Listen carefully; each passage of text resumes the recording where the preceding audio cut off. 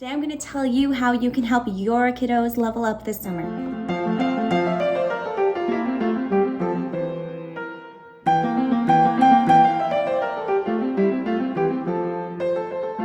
Welcome to my channel. If you're new here, my name is Violet. I am a first-year, first-grade teacher, currently expecting my 4th child. I have 3 kids at home right now. There's Noelle, who is turning 11 this month, Beowulf, who is 7, and Marigold, who is 5. This year, for summer vacation, because we're teachers, we have a couple of months where we have some time. Just a disclaimer, I know not everyone is on summer vacation. Most people are actually still working. This is for if you have kids at home and you are spending lots of time at home with them, how to keep them occupied, out of trouble, and help them level up for their next school year. Okay, so every summer in my house begins kind of the same way. We have a couple days of what I like to call path of least resistance. What you think that looks like is board games, family meals, time together, lots of fun. Maybe we go and play outside in the sunshine. But really, that looks like midnight yogurt parties, Minecraft, computer time, a whole lot of chaos. Now for Canada Day long weekend, that's okay because they stay up late to watch the fireworks anyways. Pretty soon after that, we need to recalibrate because they make a mess. I had to come up with a solution for that. So let me show you. Whiteboards. Each child has their own designated whiteboard at their level of competence, okay? With tasks designed just for them. Now the nice thing about whiteboards is you can see there's space at the bottom to add more. For Marigold, you can see, as she's just learning to read, that there are pictures included, so she can make a good guess what each picture means. What is the carrot? There is no screen time until everything on the list is done. And that can mean they get no screen time for the whole day. I decided to use my Cricut to make these labels because that makes them just a little bit more permanent, and it also makes the texture kind of nice. And I think that, you know, when you're doing something and you expect people to perform, you want to make the system as nice as you can.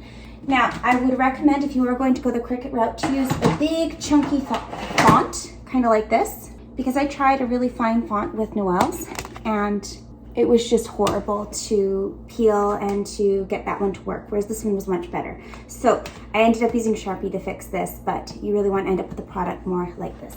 So these little guys here were $3 at Dollarama, and the bigger purple one, since I found it at Value Village, it had a nicer product, but it was $4. Now, I want to go into why the lists are different and the kinds of things I've included on here. They should have, first off, basic routines, household contributions. So for Marigold, she makes sure my boot room is clean. Noelle is going to feed our animals, so our chickens, our dog, and our cat. And for Beowulf, he has to empty the dishwasher and load the dishwasher. It's important that he has a task that has a time constraint. So he can't go onto an iPad until after dinner because he has to empty and load the dishwasher first. Finally, I've got learning goals on here. So for my older 2, I used to be a piano teacher and I have my accreditation to teach them. So there's no reason why they can't be learning piano over the summer. Now that's a huge commitment for me because that means I sit down with them for 20 minutes and get them through some piano. I have to make sure they practice, but it's important that their brains are active and that they're learning so they feel like their days are going well. And for Marigold, she's going into grade 1, so she needs to do reading and writing every day because you can't really learn piano very well until you can read and write. And it's important that she is ready going into grade 1. Now, for a 5-year-old, when you are teaching them to read, the best thing you can do is give them one-on-one adult attention. We go through Dolch flashcards as well as early readers, and that is working for her so far, so good. So when I'm doing piano with my kids, it's important that they have a sit-down lesson with me at least once or twice a week, 20 to 30 minutes, so I can track their progress and give them goals. But they need to do the independent practice by themselves as well. So for Noelle at 10, she should be doing about a half an hour a day. Beowulf at 7 should be doing about 20 minutes, okay? We're using the Leila Fletcher piano course. Right now Noelle's reviewing book 1, and then we'll hop into grade 2, and depending how we do this summer, we may or may not hop into Everyone needs to do some exercise every single day. That is absolutely critical, and it needs to be about half an hour. I've made it easy for the first 2 weeks of July for the kiddos because I've put them into swimming lessons, so they'll be able to tick that box pretty easily. You'll notice that I have my kids reading every day. Marigold needs the one-on-one attention, but for the older 2, they can choose. They're basically reading for leisure, but it's important to be okay with reading for leisure.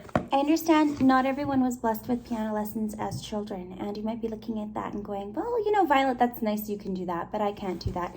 What you can do is pick another one-on-one activity with your child where you get to actually give them something. So maybe you play chess, maybe you love to read out loud, maybe you're very dramatic, maybe there's a board game like Scrabble that you are a master at. Put that on their list, because the biggest and best thing you can do is make sure that your kids have one-on-one adult attention. That is going to be the best way to level them up this summer. Now you get to pick. Maybe you garden with them, take them fishing, teach them how to tie flies. What I'm finding is childhood goes by extremely, extremely fast. When they're babies and when they're toddlers and when they're preschoolers, they are clever enough to demand your attention.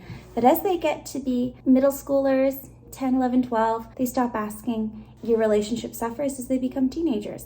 It's important to give something to your kids when they don't ask. You need to lean into that discomfort and give them something at those times. They do like their checklists.